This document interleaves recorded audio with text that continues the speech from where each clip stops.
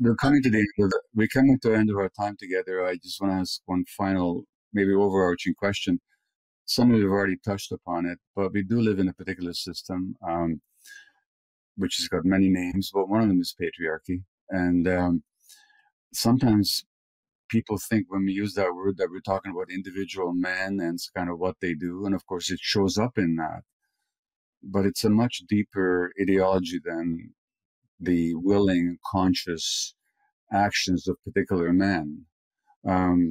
So just, if you haven't said enough about it already, if you feel you'd like to contribute, I'm just going to ask you to talk about what's it like to confront or to liberate yourself in the face of this ideology that makes women very much into objects. It makes men into objects in a different way, but what's your experience of that, and just how do you deal with this larger question of the patriarchy, if that issue means something to you? So whoever wants to speak on that, please do.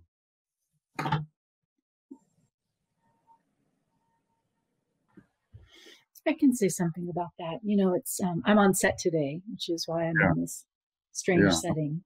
Okay. And you know, when Harvey Weinstein sexually harassed me in 1996, just like I did when I was 7 years old, I went straight away to a variety of people and told them exactly what he did in that hotel room. And everyone listened, but no one did anything. And I told the story to Variety magazine in colorful detail, and nothing happened. And then when I told the story to Jodi Kantor and Megan Twohey of the New York Times, that's when the tsunami and the sea change finally occurred, and Tarana Burke's Me Too broke loose, and Time's Up was founded, and Harvey, as we now know, is in prison. But he retaliated against me and very seriously damaged my career. He blackballed me, he badmouthed me, he defamed me, and my life and my pocketbook, my career, my movies, everything is very different as a result of the damage that he did to me because I spoke out. And, you know, Danny mentioned the Women's March, and I'll close with this anecdote. You know, so in a way I had the freedom of my mind and I had the freedom of my authenticity and my story, but I was also really being punished by the patriarchy and all the complicity of women and men along the way, and the systems, you know, that protected him. Yes. The Women's March, I performed Nina Donovan's Nasty Woman speech. And in that speech, I'm quoting President Trump, you know, verbatim.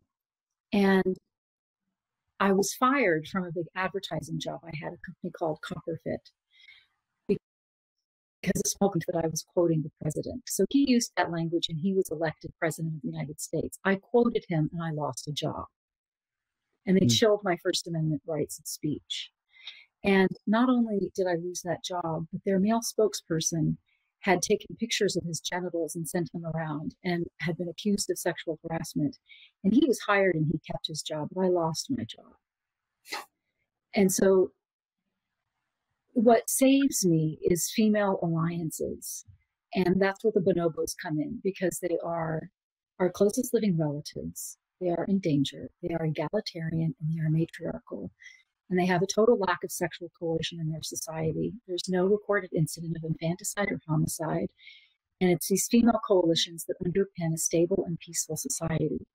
And if a male does happen to aggress, which is very unusual, female lets out a vocalization, and other females come rushing in to help protect her, whether or not they are related, whether or not they know each other, whether or not they even like each other, which can be measured through sharing.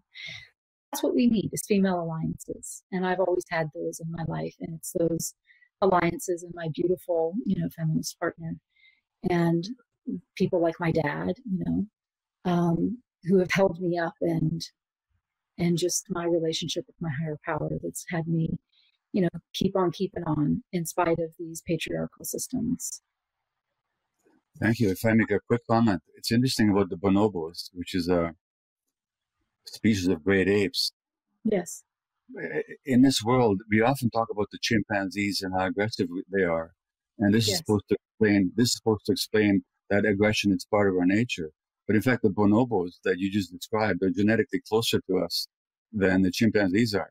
But in this aggressive, competitive, individualistic society, they're always telling us that we're chimpanzees. We have choices. Yeah, we have choices. Anybody asked on this question of patriarchy? I'm going to join in, and then I'm going to jump off because unfortunately my work is calling me to it. So first and foremost, I agree with you, Ashley, about the alliances, and I feel aligned with all of you.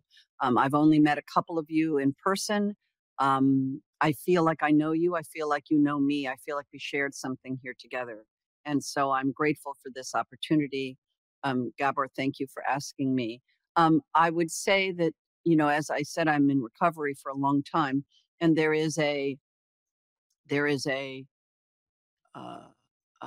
you know, it's become somewhat ubiquitous phrase or chant or statement, which we say in recovery, that God grant me serenity to accept things I cannot change, and courage to change the things I can, and the wisdom, obviously, to know the difference. And, you know, the courage to change our lives and what we do and don't do. You were talking, obviously, Gabor, I'm sitting here in an orange Halloween suit, you know, talking about being an objectified woman. I mean, I've made my living being objectified.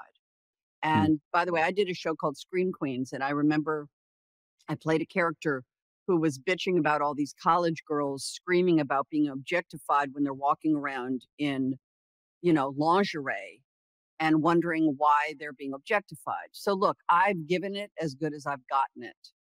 And I